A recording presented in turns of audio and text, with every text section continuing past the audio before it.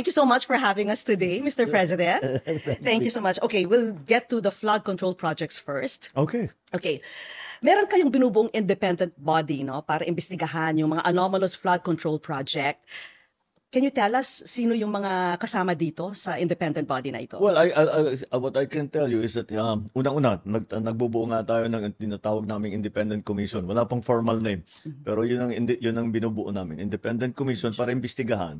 Ito nga ang mga lumalabas na anomalya sa mga flood control project. Yung mga personalities, ayoko namang maunahan ang actual na announcement dahil hindi pa solid talaga, pero malapit na. Pero paano sila maiba po sa mga existing agency like COA, Ombudsman? They're completely separate from government.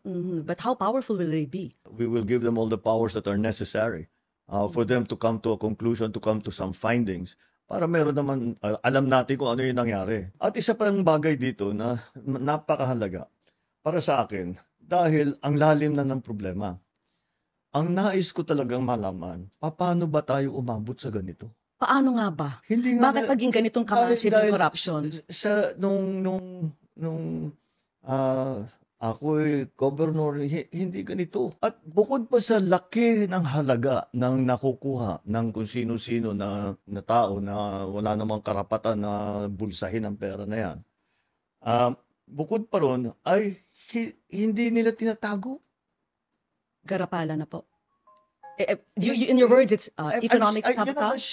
Kasi ngayon sila walang pakialam. But how did it become that way? Why this is what I really so brazen? How did we evolve? How did the system evolve? So it became like this. It did not happen overnight. This happened over many decades.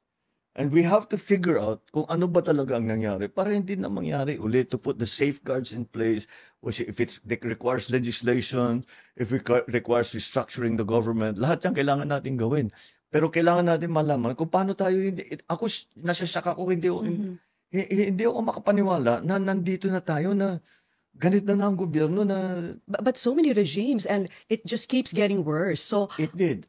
So how did we get here, and what can we do now? Well, I cannot give you a complete answer to how did we get here.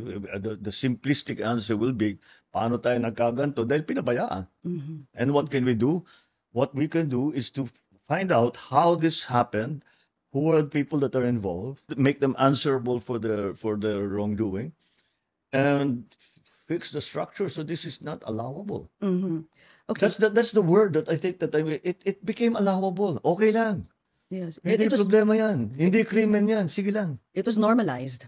Yeah, normalized. People have come to accept this. No? Yes, yes. But to the level na 30% na lang yung naiiwan sa mga proyekto, astounding yun. That's the part that talagang hindi ako makatulog pag iniisip ko. Paano tayo nagkaganto? That's why we're really looking forward to this independent body which you will be forming. Yes. And we're just wondering, how powerful will this body be? Will they be able to even investigate the Congress people, the Senate? They will have the subpoena powers to investigate anything and anyone. Otherwise, then what will have sasabihin, may sacred cow na naman, o may pinoproteksyonan dahil kasama sa politika, whatever. Pagka nangyari yun, wala rin kabuluhan yung kanilang investigasyon. Okay, Mr. President, pakiramdam ng marami, talagang nalulunod na po tayo sa korupsyon, no? Sometimes, yung mga ordinaryong mamamayan, medyo we ask ourselves, ano bang magagawa natin? Nag-launch po kayo nitong initiative na pwedeng magsumbong directly sa Pangulo, yung mga gusto magreklamo, no? How effective has this been?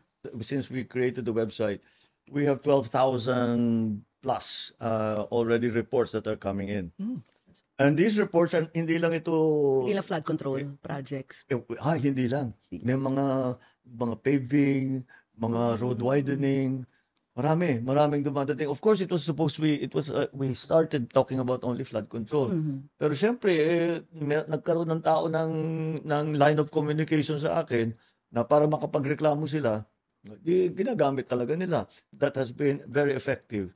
And that's why I encourage everybody. Lahat ng hinihikayat ko kayo lahat. Pagka meron talaga kayong gusto ireklamo ninyo. I would think it's heartbreaking when you see all these Filipinos working so hard, tapos on the flip side, nakikita ko nyo yung massive corruption na nangyayari, no? I mean... No, I'm not disheartened, I'm not disappointed. I get very, very angry. How can you do this to people that that have worked every day of their lives. Walang ginawa ito kundi magtrabaho. Nagsakripisyo ng mahirap for very little. Just to be able to send money home, just to be able to feed their family, send their children to school. That's all they want in life. Kukunin nyo pa sa kanila yon para bumili ng Rolls Royce. Mr. President, masakit na nga yung mga... Oh, horrible. Horrible situation. Actually, ako, nasasaktan ako. Pag nakikita ko, pag naririnig ko, may mga nag-a-apply ng Portuguese citizenship, Spanish citizenship, at kung ano-ano pa, no? Parang, I guess, sometimes people are feeling hopeless when they see the massive corruption and, but what would you like to tell them? There's hope. Have hope. We've seen all of what people are complaining about or having to live with. Yung kailangan ninyong pagtsagaan, pagtiisan na araw-araw niya mga buhay. Alam namin yun. At lahat ng aming gawin, na kayang gawin, ginagawa namin. Pero yun na ngayon, babalik na naman ako doon sa nasabi ko kanina, na ang lalim ng kalawang, ang lalim ng bulok. They keep saying, how about if these are your friends? How about if these are your kaalyado? I said, what can you do? And I said, we're making an omelet. We're going to have to break some eggs. There's just no way around it. Even if they're relatives as well. Well, who's more important? Your friend? Your political supporter? Or every single ordinary Filipino citizen? Who's more important?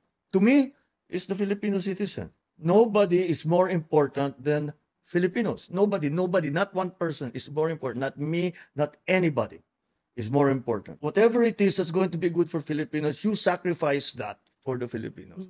That's what being a good Filipino means. You make sacrifices for the country. You make sacrifices for your people. You're teary-eyed. Yes, because I'm very upset. No, because I see people having a hard time. And and they don't deserve it. Mabuti mga kung masamang tao yan. Dapat parusahan. Hindi naman eh. Walang ginawa yun kundi magtrabaho. Kundi mahalin ang pamilya. Ba't mo paparusahan? Para magpayaman ka? That makes no sense to me. So dami ng sakit ang ulo niyo po. Do you ever regret being president? No. Not for You didn't even pause to think. Not for one moment.